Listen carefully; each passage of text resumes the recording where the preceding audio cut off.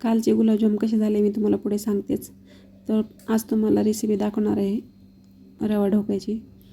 तर नमस्कार मंडळी, मी आशा स्वागत आहे सर्वांचं माझ्या चॅनलवरती. खूप छान झाला होता, तुम्हीसुद्धा अशा पद्धतीने नक्की ट्राय करून बघा. तर आता एकटीसाठी बनवायचं त्यामुळे मी थोडंच बनवलं होता. आता इथे मी घेतलं थोडंसं रवा, त्यामध्ये दही टाकलं, मीठ टाकलं, थोडंसं तेल टाकायचं. 10-15 मिनटं हे बॅटर तसंच ठेवायचं झाकून. त्यानंतर मी एका प्लेटला तेल लावून घेतलं आणि ते बॅटर टाकून घेतलं. त्यामध्ये तुम्ही नंतर सोडा किंवा विनो टाकू शकता, मिक्स करून मग टाकायचं. आता इकडे कढईमध्ये पाणी ठेवलं, स्टँड ठेवलं, त्यानंतर ही प्लेट ठेवून दिली. 10 ते 15 मिनटं ठेवायचं. छान असं फुगतं, खूप मस्त लागते खायला. तुम्हाला हळद टाकायची असेल हळद पण टाकू शकता. तर खूप छान झाला होता, तुम्हीसुद्धा नक्की ट्राय करून बघा आणि कसं झालं आहे कमेंट करून नक्की सांगा.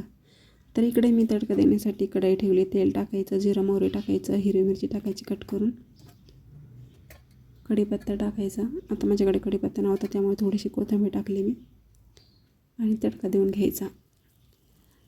यामध्ये थोडंसं पाणी टाकून तुम्ही शुगर पण टाकू शकता, पण मला शुगर आवडत नाही त्यामुळे मी शुगर टाकली नाही. तर खूप छान लागतो खायला, असा पण छान लागतो. त्याबरोबर चटणी करायची असेल तुम्ही करू शकता. आपण इडली सांबाराबरोबर जशी चटणी बनवतो तशी बनवूनसुद्धा त्याबरोबर खाऊ शकता तुम्ही. तर चला वळूया आपल्या गुलाबजामकडे. तर असे झाले होते. चला तर मग मस्त का असोच, त्याला काळजी घ्या. भेटूया नेक्स्ट व्हिडिओमध्ये. Bye bye.